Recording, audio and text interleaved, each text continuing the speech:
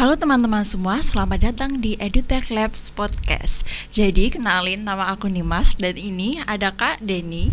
Kak Denny ini merupakan mahasiswa TP dan juga beliau ini berprestasi loh dalam bidang catur. Boleh kenalan Kak Denny? Boleh sekali sih Mbak Nimas. Iya, silahkan.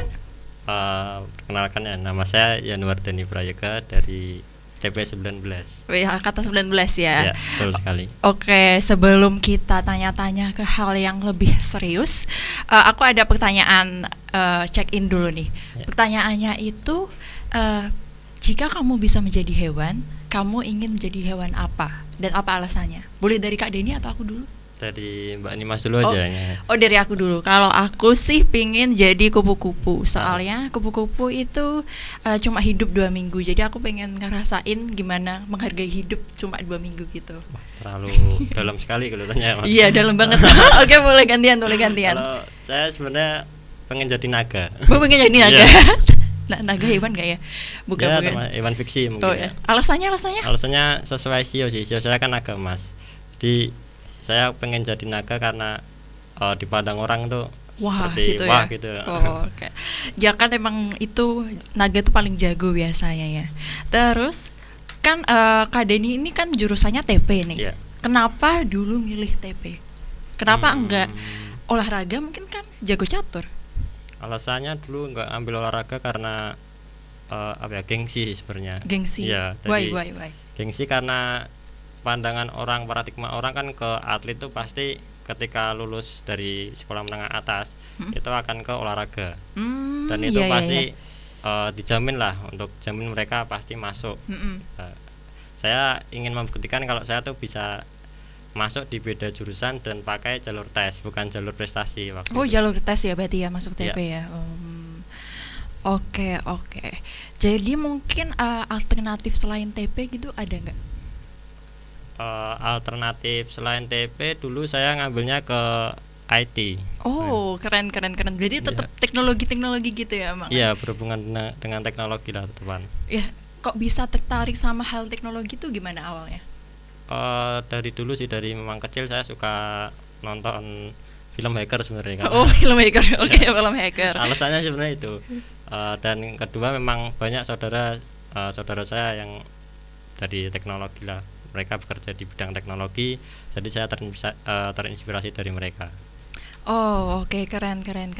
Dan apa jadi dalam jurusan teknologi pendidikan setelah kuliah ini minatnya berarti tersampaikan ya? Ya, sangat tersampaikan. Wah, sangat keren.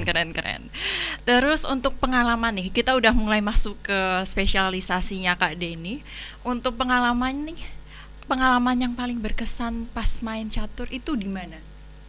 Kalau cara mengenai pengalaman sih, saya rasa nggak ada pengalaman yang terlalu menarik ya. Waduh. Tetapi mungkin awal ikut lomba sih. Itu jadi, usia berapa kalau boleh tahu? Kalau nggak salah itu saya waktu itu kelas 2 SD waktu itu.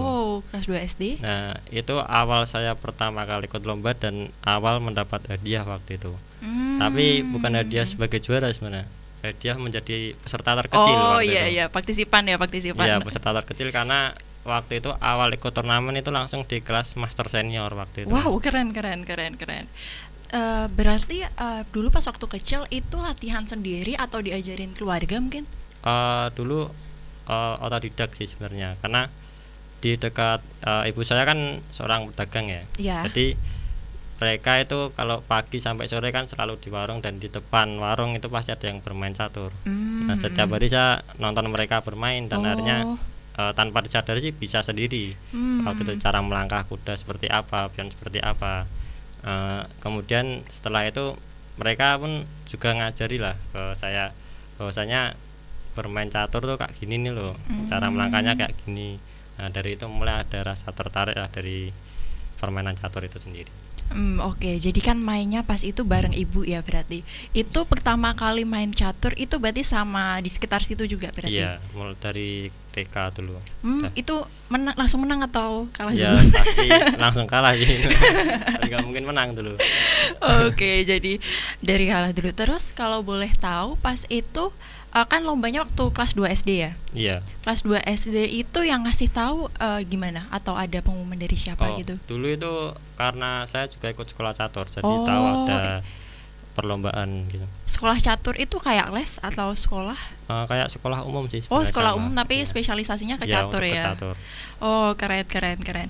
Nah, pas itu perasaannya gimana nih pas menang sebagai peserta termuda pas itu? Gimana? Boleh flashback. Sebenarnya senang malu. Karena waktu itu enggak pernah menang sebenarnya lomba. Berarti sebelumnya juga ikut lomba apa enggak? Enggak, maksudnya waktu itu lomba pertama itu saya enggak pernah menang, lawan peserta lain itu enggak pernah menang. Menang tuh satu karena lawannya WO enggak datang. Itu satu aja. Yang lainnya enggak pernah menang kalau ada lawannya. Tetapi waktu itu ada apresiasi dari tempat lombanya, itu ada peserta paling kecil waktu itu. Nah, itu saya yang dapat. Oke. Itu kan sebagai peserta paling kecil ya. Kalau benar-benar menang gitu, pas kapan? Kalau itu sih ya lumayan banyak sih kalau untuk menang, karena catur itu lombanya setiap minggu pasti ada. Jadi kalau dibahas menang tuh banyak, ya ada yang menang ada yang kalah. Keren. Kalau yang pertama kali menang gitu? Pertama kali menang mungkin antar siswa di sekolah catur. Ada antar siswa gitu. Itu lawannya kakak kelas atau? Ya kakak kelas dan adik kelas, jadi sama. Iya. Keren. Itu menangnya berarti pas kelas berapa kalau boleh tahu? Kalau di sekolah caturnya mungkin waktu kelas 1 SD ya. Tapi kalau keluar dari sekolah catur mungkin baru kelas 3-an baru mulai saya dapat juara di tingkat kota atau Jawa Tengah.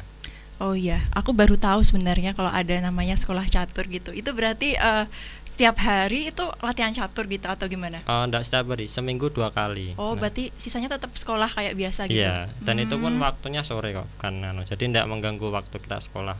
Berarti pada umumnya teman-teman Kak Denny juga pada jago-jago catur gitu?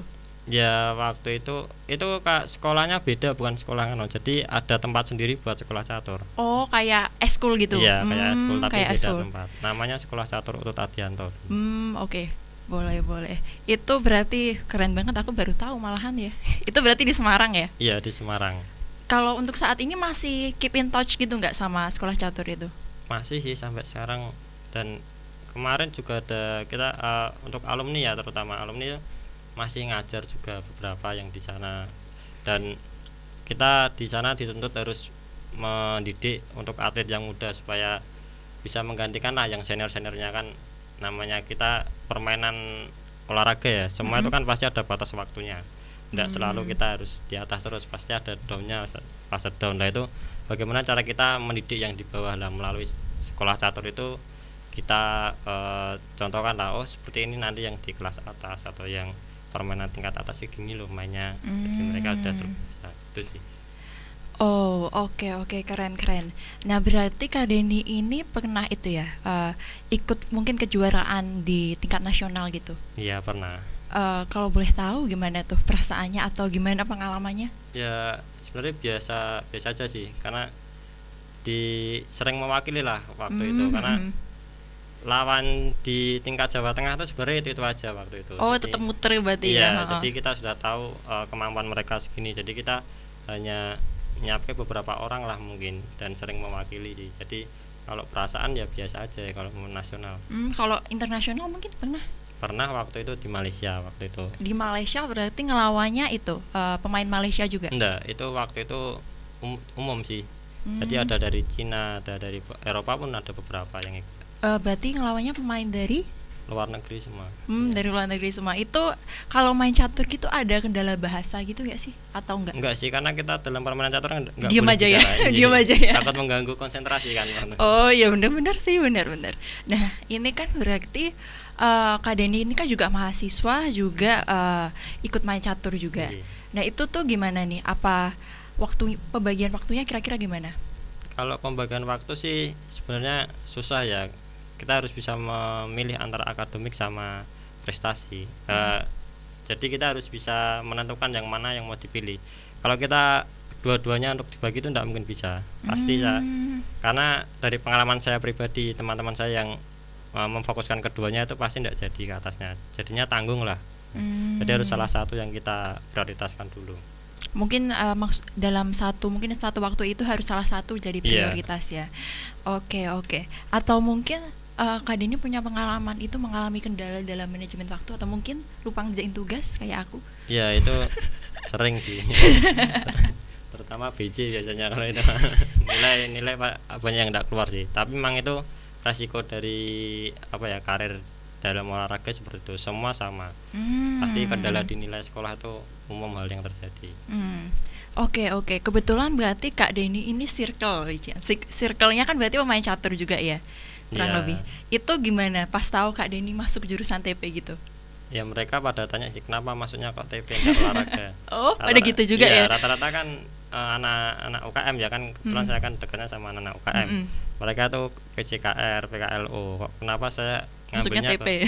VIP kan. Mereka kan kaget mau jadi guru atau apa kan. Terus gimana Kak Denny nanggepinnya? Ya jawabannya paling pengen tampil beda sih sebenarnya. Ya pengen beda gitu ya. Beda dari yang lain. Oke. Nah terus nih Kak Denny sendiri itu enggak kalau untuk keluarga nih, gimana tanggapan keluarga kalau pas kemarin mau pilih jurusan TP gitu? Kalau keluarga sih ngikut sih sebenarnya. Mereka enggak terlalu membebani harus pilih ke prodi ini. Mereka yang ngikut, yang penting saya kuliah gitu. Tuntutannya mereka hanya itu aja sih. Oke. Terus untuk Kak Denny sendiri itu pas waktu itu ya, tadi kan sempat bahas soal juara internasional itu atau pertandingan internasional itu, apakah excited banget atau gimana perasaannya, pengalamannya, atau mungkin waktu perjalanan nih ada pengalaman yang menarik gitu? Pengalaman sih waktu pertama kali sampai sana ya, mungkin karena budayanya kan berbeda dari Indonesia. Bedanya gimana tuh Kak? Contoh kayak di masakan cepat saji ya sana. Ya kan kalau di Indonesia tuh ayam pasti ada nasinya kalau kita makan. Kalau di sana tuh hanya kita waktu itu pesan ayam cuma dikasih ayam aja, nggak ada nasinya. Iya. Orang Indonesia kan kalau tanpa nasi itu ada yang kurang biasanya. Kita wah kok nggak ada nasinya kita sampai sana. Awal kaget aja sih sampai sana. Terus masakan sana pun banyak yang lemak lah. Kalau di Malaysia kan berlemak rata-rata. Rata-rata berlemak gitu ya. Itu yang agak kendala sih itu, jadi pengalaman kita. Kalau untuk ini aku tiba-tiba kepikiran itu deh, Dewa Kipas. Dewa Kipas. Tahu nih. Tapi Dewa Kipas itu mungkin Kak Denny pernah bermain secara anonim gitu di Magic Chess atau di permainan catur online gitu? Enggak pernah sih, saya baru tahu tuh ya karena viral itu sebenarnya. Enggak tahu dia siapa, enggak tahu. Tapi udah gimana mainnya, gimana kira-kira? Mainnya sebenarnya biasa aja. Biasa aja. Oke. Sebenarnya biasa aja. Ya. Atau mungkin nanti Kak Denny bisa ikut battle di online ya, main catur gitu. Catur lah itu. Terus untuk next question, kan tadi udah ada itu ya, berarti pengalaman perlombaan secara internasional. Kalau tempat paling jauh itu lomba di mana? Ya itu di Malaysianya sih. Paling jauh. Ya ada beberapa emang ya itu enaknya jadi atlet kalau udah keliling tuh sambil liburan ya Kak. Saya kan pernah ke Makassar mungkin, Makassar, Palembang. Tapi yang paling jauh memang di Malaysianya. Cuman yang paling berkesan di Makassarnya. Kenapa kok bisa berkesan? Karena baru pertama kali ikut lomba di pinggir laut itu baru itu. Oh itu di pinggir laut, bagus banget dong. Itu ada videonya nggak? Aku mau lihat. Video di Pantai Losari kalau ada salah. Itu benar-benar berarti stage-nya di pinggir laut gitu. Baru pertama kali. Oke, keren banget ya. Kalau aku kan lihat di film-film gitu, kalau main catur tuh kayak awalnya tuh kayak barengan gitu gak sih, kayak ramean gitu? Iya. Karena kita menggunakan sistem Swiss namanya kalau di catur. Itu sistemnya kayak gimana itu? Jadi kalau di catur itu kalah itu bertemu yang kalah, menang ketemu yang menang sesuai poin. Oke, sesuai poin ya. Aku kira kayak yang biasa kayak yang menang doang gitu, yang kalah nggak usah gitu. Oke. Jadi tempat paling berkesan itu tadi di Makassar itu ya. Terus kalau untuk makanannya gitu enak kan, berkesan biasanya makanannya enak. Enak di Jawa sebenarnya. Enak di Jawa. Oke. Terus waktu mungkin ya pengalaman gitu waktu SD atau SMP atau mungkin waktu pengalaman sekolah ya. itu dikenalin teman nggak kalau Kak Deni ini sering main catur, atau mungkin karena sering absen kan, biasanya kalau lomba kan absen gitu ya? SD sih sebenarnya, karena sebenarnya kakak kelas saya waktu itu juga atlet catur sama. Jadi dulu SD itu panggilannya catur kalau di sekolah. Catur panggilannya. Sampai sekarang pun sama anak teman-teman kampus manggil saya catur, tak pernah manggil nama. Jadi mereka memang pada tahu sih rata-rata karena sering izin tadi itu. Sering izin. Ya, sering izin. SMP SMA juga sering izin juga. SMA enggak pernah masuk sekolah malahan. Pernah itu 1 bulan hanya masuk sehari waktu itu. Masuk sebulan masuk. Hanya masuk sehari. Itu gimana, teman-temannya masih inget gak Kak? Wah, ya ingat sih sebenarnya. Itu kalau boleh tahu itu perlombaannya yang lama atau sering lomba atau gimana? Enggak sih, waktu itu karena jadwal lombanya kan padat. Awal bulannya saya ke Palembang waktu itu. Ke Palembang, setelah pulang dari situ langsung ke Malaysianya, ke Malaysia, habis pulang langsung lomba lagi. Ya, pulang itu hari Jumat, Sabtunya sekolah, Minggu berangkat lagi. Jadi sebulan tuh cuman sehari waktu itu sekolah. Itu SMA ya? Enggak, SD itu tuh. SD. Oke, SD. Kalau SMP tambah enggak pernah masuk lagi. Kalau SMA mungkin enggak pernah masuk ya? Sama. Karena kan SMA-nya atlet jadi bebas. Bebas gitu. Berarti teman-teman juga mungkin banyak yang absen juga ya? Iya, sering absen juga. Kalau SMA atau sekolah atlet gitu berarti tetap mata pelajaran umum kayak biasa gitu ya? Iya, tetap ada. Kita akademik yang umum IPA IPS itu masih ada. Cuman kalau dikhususkan untuk atlet ada kebebasan waktu biasanya. Oke. Jadi mungkin transisi antara sekolah ke kuliah gitu, ada yang itu enggak? Ada yang kenalin Kak Deni juga gak sebagai atlet catur? Iya kan, apalagi di UNES ini ya. UNES ini kan banyak yang atlet masuk ke UNES karena prestasi dari kampus UNES tuh udah terkenal lah di Indonesia. Jadi banyak yang dari catur, dari pertama teman-teman dulu PPL waktu itu. Jadi kan ada kita kayak namanya kayak apa ya, kayak kita kumpulan para atlet lah ibaratnya. Jadi kita kumpul untuk latihan TC bareng ya, namanya TC Training Center kan. Itu banyak yang dari teman-teman saya TC dulu masuk ke UNES. Jadi sebenarnya udah kenal UNES lama sih. Saya SMA sudah di sini sebenarnya sama. Berarti udah melirik UNES gitu ya? Iya, dari dulu disuruh milih ya saya milih UNES. Oke. Berarti ternyata UNES ini untuk kesempatannya bagi para atlet ini gede banget ya? Sangat besar, terutama di jurusan olahraga. Oke. Kalau mungkin teman-teman jurusan nih atau dosen atau siapa gitu kenalan, ada yang mengenali Kak Deni nggak? Iya, ada, itu Pak Rektor lebih. Pak Rektor, ya. Kayak gimana mantan ceritanya? Rektor maksudnya. Mantan Rektor sekarang ya. Oke, gimana ceritanya?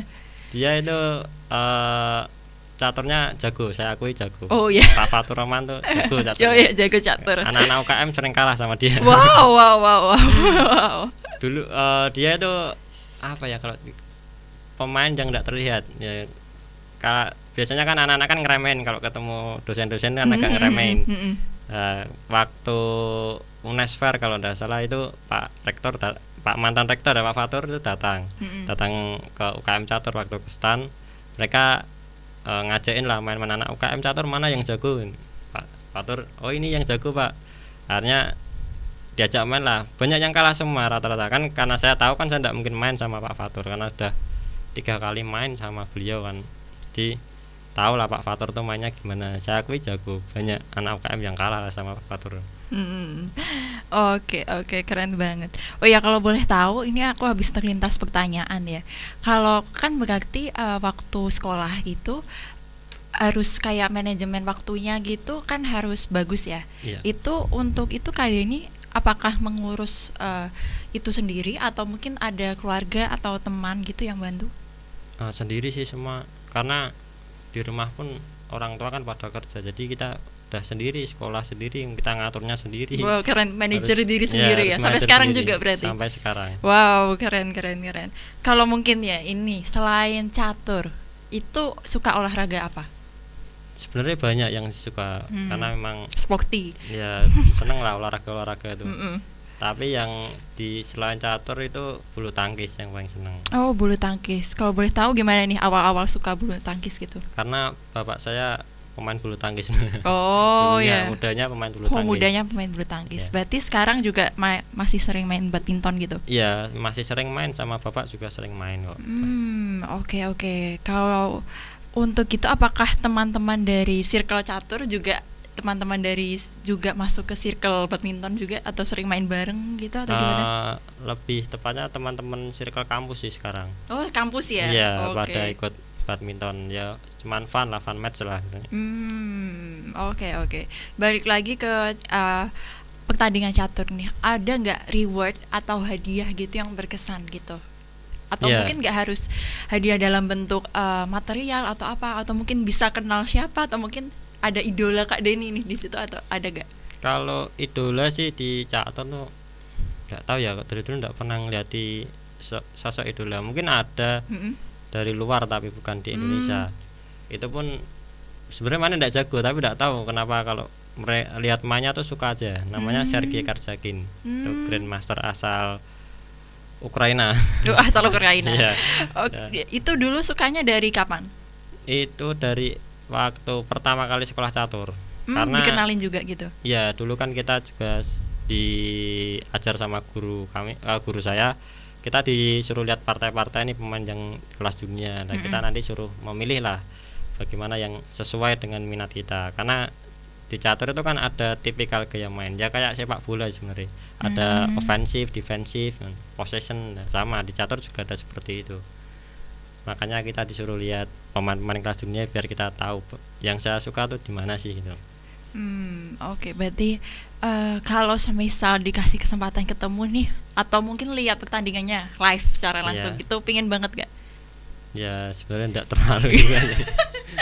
Enggak terlalu. Iya, enggak terlalu, karena enggak tahu, dari dulu sih saya enggak pernah ngelihat orang terlalu wah tuh, enggak pernah. Karena prinsipnya ya mungkin karena kebiasaan dari kecil dididik sama lingkungan ya, bukan orang tua. Karena lingkungan saya kan orang-orang sudah tua mungkin. Jadi kalau ngelihat main orang tuh tidak ada rasa kagum, enggak sama sekali. Ya itu ada positifnya sebenarnya, bukan kita meremehkan lawan, tapi positifnya kalau kita berlomba tuh tidak ada takut sama orang. Kita di lawan siapapun gas lah gitu ya. Gas aja ya. Gas yang aja penting lah. pede sama diri sendiri. Yang penting pede. Terus kalau untuk reward atau reward gitu ada yang berkesan gak?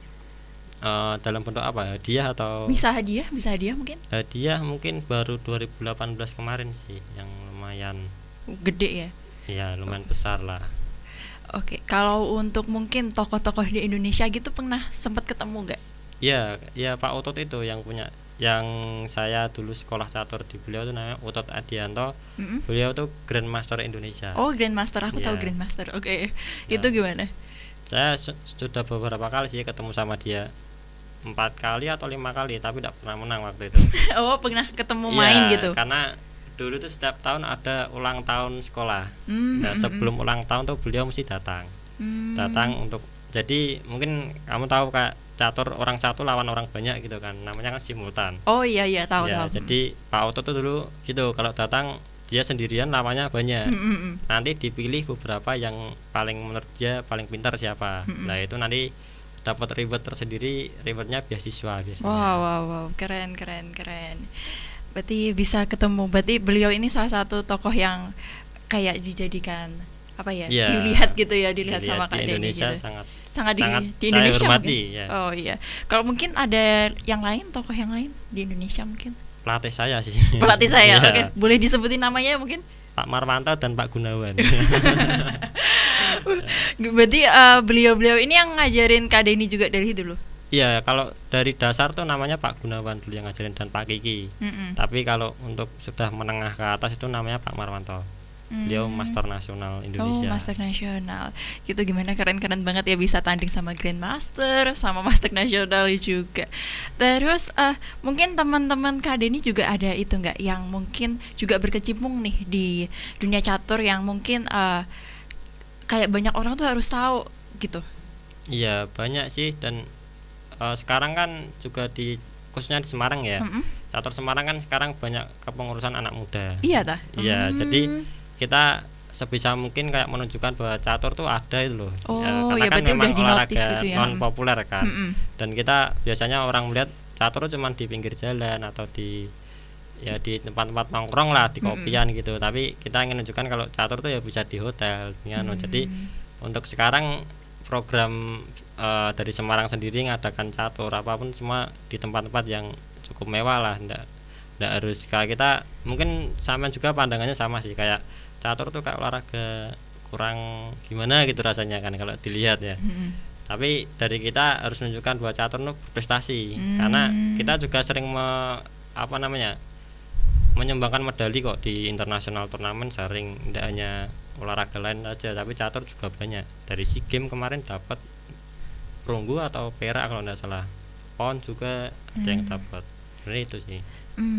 Oke, jadi kan mungkin kalau acara-acara olahraga itu kan biasanya kan kalau untuk itu kan ada catur sama e-sport. Aku taunya itu doang, dua olahraga yang itu gak harus main fisik, itu doang. Itu jadi mungkin untuk sekarang malah lebih ke paling ke e-sport gitu ya. Satu lagi kartu biasanya. Kartu kan, ada kartu juga. Kartu ada. Itu rata-rata dari catur biasanya ke sana larinya.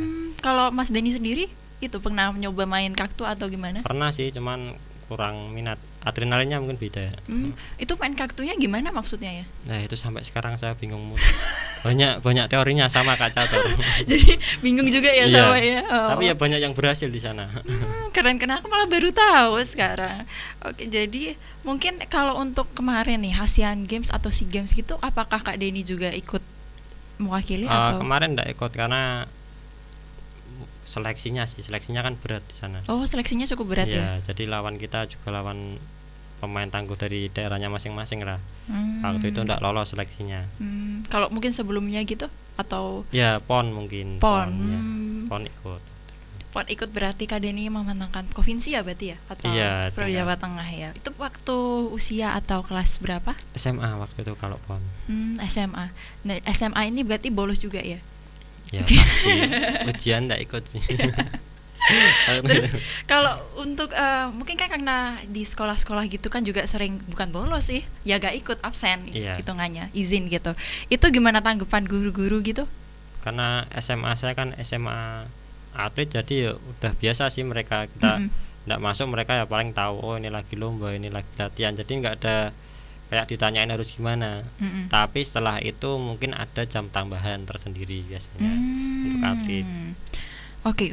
Kalau mungkin untuk sebelumnya waktu SMP gitu? SMP sama sih, karena memang itu kan ada suratnya kita. Lomba itu kan pasti ada suratnya. Nah itu mereka ya memaklumi, dan surat itu dari dinas olahraga kan, mereka tidak mungkin berani nolak. Oh iya, dari dinas olahraga ya, benar-benar. Kan. Dulu pernah sempat SD itu enggak diizinin waktu itu. Oh, jadi iya sempat enggak diizinin. Oke. Dan waktu itu kan karena mewakili Jawa Tengah, jadi akhirnya Pak Kadispora itu datang. Sampai datang ya? Iya sampai datang, karena enggak diizinin, enggak dikasih surat izin lah dari sekolah waktu itu.